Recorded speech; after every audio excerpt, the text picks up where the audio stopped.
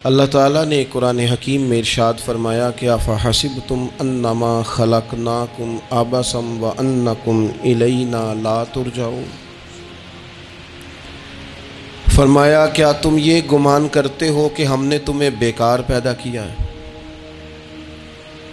اور کیا تم یہ سمجھتے ہو کہ تمہیں پلٹ کر ہماری طرف نہیں آنا؟ اللہ تبارک و تعالیٰ نے جو چیز بھی پیدا کی، جہاں بھی پیدا کی، بڑی حکمتوں کے تقاضوں کے تحت پیدا کی۔ میں کسی شخص سے بیزار نہیں ہو سکتا، کیونکہ ایک ذرہ بھی تو بیکار نہیں ہو سکتا۔ اللہ نے ہر چیز کو کمال حسن کے ساتھ دنیا میں پیدا کیا، اور انسان تو اشرف المخلوقات ہے۔ یہ تو اللہ تعالیٰ کی تخلیق کا شاہکار ہے۔ اللہ تعالیٰ نے اسے بڑی رہنمائیوں کے ساتھ، بڑی حکمتوں کے ساتھ، بڑے کرم کے ساتھ پیدا فرمایا۔ اس کو اللہ تعالیٰ نے سمجھنے کی، بات کرنے کی، اپنا ما فی الضمیر کہہ دینے کی صلاحیت عطا فرمائی۔ مالک نے اسے عقل، شعور دیا، اور جو بڑی طاقتور مخلوق نظر آتی ہیں ان کو اللہ تعالیٰ نے انسان کے قبضے میں دے دیا۔ کتنا بڑا ہاتھی ہوتا ہے لیکن ایک چھوٹا سا بچہ اسے لیے پھرتا ہے۔ کتنا بڑا اونٹ ہے، کتنی طاقت رکھتا ہے، لیکن ایک چھوٹا سا بچہ اس کے ناک میں نکیل ڈالتا ہے اور اسے لے کے گھومتا ہے۔ اللہ تبارک و تعالیٰ نے اسے اشرف المخلوقات بنایا ہے۔ اتنے بڑے جہاز ایک انسان کے قبضے میں دے دیے ہیں۔ وہ جب چاہتا ہے جہاز اڑتا ہے، جب چاہتا ہے اسے زمین پہ اتار لیتا ہے۔ اللہ کی دی ہوئی طاقت سے ملکوں کو سر کرنا، بڑی بڑی ٹیکنالوجی کو ایجاد کرنا خدا نے اپنی توفیق سے اسے عطا کیا۔ اور پھر اگر وہ مسلمان ہے، پھر اگر وہ حضور کا غلام ہے، تو پھر تو فرمایا کنتم خیر امۃ اخرجت للناس، انسان ساری مخلوق میں افضل ہے، اور میرے محبوب کا کلمہ پڑھنے والے سارے انسانوں میں سب سے افضل ہے۔ ان کو اللہ نے اور زیادہ فضیلتوں سے، برکتوں سے مالا مال کیا۔ یہ وہ مخلوق ہے، یہ وہ لوگ ہیں، یہ وہ امت ہے کہ جو صرف ارادہ کرتی ہے نیکی کا، کرتی نہیں، ارادہ کرتی ہے تو اللہ نیکی کرنے کا اجر عطا فرما بھی دیتا ہے۔ یہ ابھی پلان کرتی ہے کہ میں یہ کام کروں گا تو رب اس کا ثواب شروع بھی فرما دیتا ہے، لیکن پتہ نہیں کیا ہو گیا ہے لوگوں کو، نیکی کے ارادے کرنے ہی چھوڑتے جا رہے ہیں، نیکی کی منصوبہ بندی کرنی چھوڑ دی ہے، خیر کے لیے پلان کرنا ہی چھوڑ دیا ہے۔ بہت سارا وقت بیکار گزرتا ہے، بہت سارا وقت چوراہے پہ گزر گیا، بہت سارا وقت گپوں میں گزر گیا، عمرے دراز مانگ کے لائے تھے 4 دن، 2 آرزو میں کٹ گئے، 2 انتظار میں۔ ایک ڈھیر سارا طبقہ ہے جس سے پوچھتے ہیں کیا کر رہے ہو، وہ کہتے ہیں بس کچھ بھی نہیں، ٹائم پاس کر رہا ہوں۔ تو میں کہتا ہوں یار اتنا فالتو ٹائم کہاں سے آیا جسے پاس کرنا پڑا؟ میں بور ہو رہا ہوں تو میں کہتا ہوں بور ہونے کے لیے وقت کہاں سے لیا آپ نے؟ آپ تو مسلمان ہیں، آپ کا تو وقت شریعت نے بڑا قیمتی کر دیا ہے۔ آپ تو 1 منٹ میں 3 بار سورہ اخلاص پڑھ سکتے ہیں۔ آپ کو تو ذرا سا وقت ملے تو آپ جا کے 2 رکعت نماز کی نیت باندھ سکتے ہیں۔ آپ کو تو تھوڑا سا وقت ملے تو آپ کے تو نبی پاک علیہ السلام نے یہاں تک ہماری تربیت کر دی، ہمارے حضور فرمانے لگے تم کانٹا اٹھا سکتے ہو نا گلی سے، تو وہی اٹھا دینا، اس پر بھی رب صدقے کا ثواب عطا کرے گا۔ تو یہاں تو کانٹوں سے بھری ہوئی گلیاں ہیں۔ میرے نبی پاک نے تو فرمایا تھا کسی مومن کو بس خوش کر دینا، وہ چاہے لمحے کے لیے ہی ہو، اس کے دل میں راحت ڈال دینا، اسے تسلی دے دینا، روتے ہوئے آنکھیں آنسو پونچھ دینا، اس کو کہہ دینا میں تیرے ساتھ ہوں۔ فرمایا مومن کے دل میں تم نے خوشی داخل کر دی تو 60 سال نفل پڑھنے سے اللہ تمہیں زیادہ ثواب عطا کر دے گا۔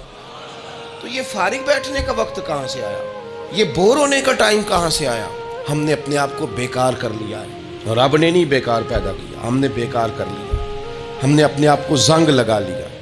ملت کا وہ جوان جس کو چاہیے تھا کہ وہ خاندان کے 20 50 60 لوگوں کو لے کر چلتا، کفالت کرتا، نمائندگی کرتا، آگے بڑھ کے کہتا میں ہوں نا، گھبرانا نہ، وہ نوجوان خود دکھ سناتا ہے رو رو کے، وہ مجبوریاں سناتا ہے، وہ کچی کچی باتیں کرتا ہے، وہ کہتا ہے مجھے کالا جادو ہو گیا ہے، وہ کہتا ہے فلانے کی نظر لگ گئی ہے، وہ کہتا ہے چچا نے آگے نہیں جانے دیا، وہ کہتا ہے میں ابا جی نے صحیح تقسیم نہیں کی تو میں پیچھے رہ گیا۔ اتنی کمزور بات کرے گا، اور وہ مسلمان اپنی صلاحیت کو پہچانے۔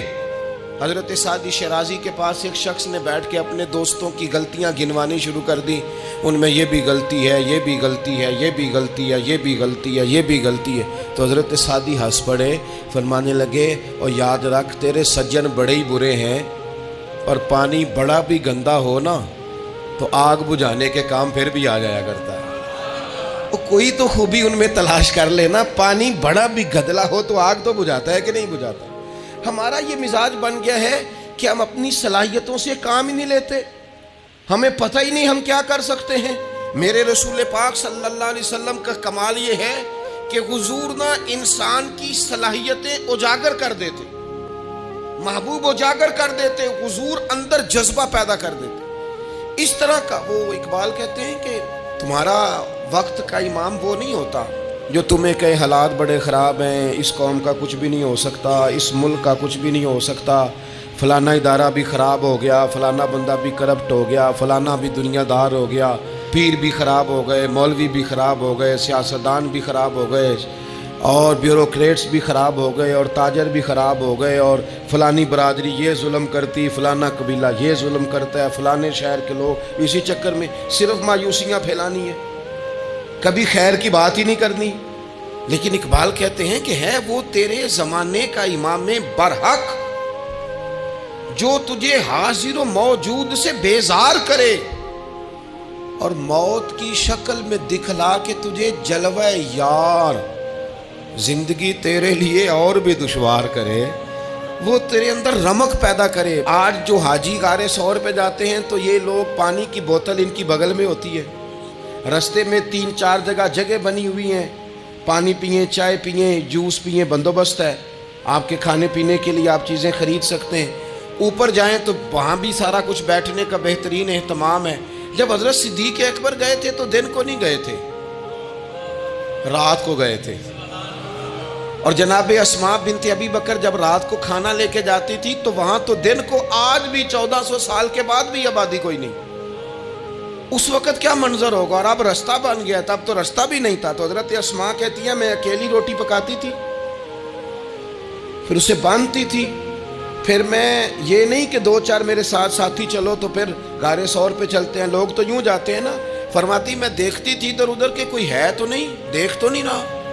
جب کوئی نہیں ہوتا تھا تو رات کو جاتی تھی اور غار پہ کھانا دے کے آتی تھی، اور حضرت صدیق اکبر نے حضور کو کندھوں پہ بٹھا کے کہا تھا حضور پتھر نکیلے ہیں، ان کی نوک تیز ہے، کہیں مقدس قدموں کو تکلیف نہ دیں، اگر مہربانی کریں تو میرے کندھوں پہ نہیں بیٹھ جاتے۔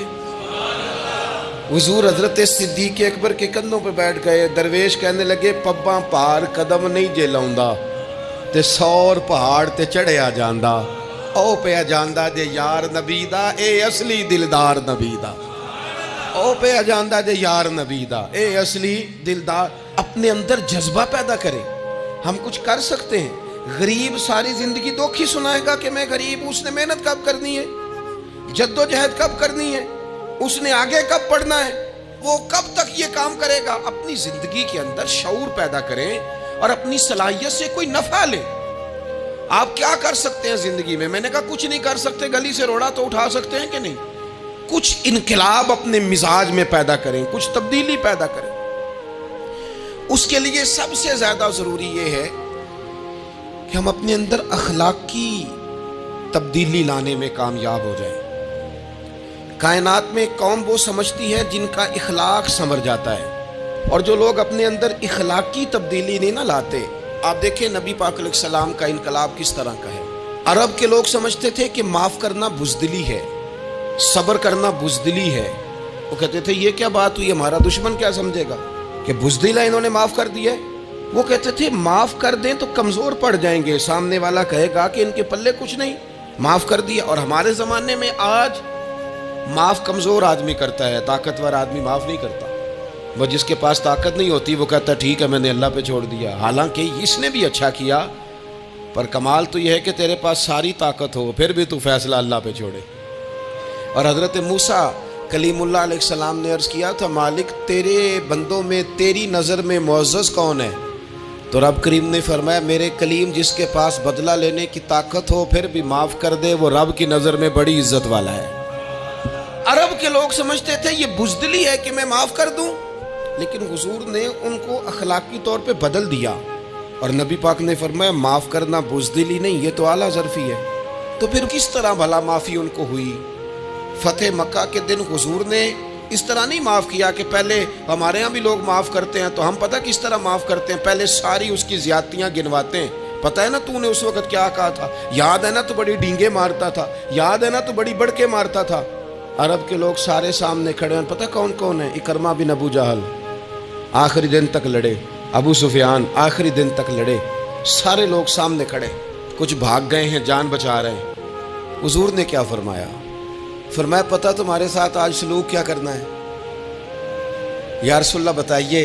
تو نبی پاک نے فرمایا وہی کرنا ہے جو جناب یوسف نے بھائیوں کے ساتھ کیا تھا، بات ہی کوئی نہیں کرنی، پچھلا قصہ چھیڑنا ہی نہیں، نہ کانٹے بچھانے کی بات کرنی ہے، نہ روڑے مارنے کی کرنی ہے، نہ بدر میں آنے کی کرنی ہے، نہ احد میں پتھر مار کے دانت شہید کرنے کی بات کرنی ہے، نہ خندق کی بات کرنی ہے، نہ خیبر کی کوئی بات۔ جاؤ نہ معاف کیا، بات ہی کوئی نہیں کرنی، معافی دے دی۔ ابو سفیان کہنے لگے حضور مجھے بھی معافی ہے۔ سونیا تیرے کرم پہ قربان جاؤں۔ میرے کریم فرمانے لگے تو قبیلے کا سردار ہے، مکہ شریف کے لوگ تجھے بڑا سمجھتے ہیں، دیکھ حضور معاف بھی کرتے ہیں اور عزت بھی دیتے ہیں۔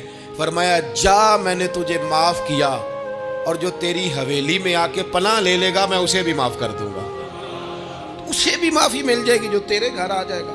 اب تبدیلی آ گئی، وہ جو اندر کفر تھا وہ ٹوٹ گیا، انقلاب آ گیا۔ یہی ابو سفیان جو کل تک مخالفت میں لڑتے تھے پھر یہ حضور کے ساتھ جنگوں میں جاتے، اور اس طرح جاتے کہ حضور گھوڑے پہ بیٹھے اور جناب ابو سفیان نے گھوڑے کی لگام تھامی ہے، ہر میدان میں گئے، ہر جگہ خدمت کی۔ اکرمہ بن ابو جہل کا پتر ہے، کوئی کسر نہیں چھوڑی اس نے، حد کر دی، ہر جگہ لڑا، ہر مقام پہ۔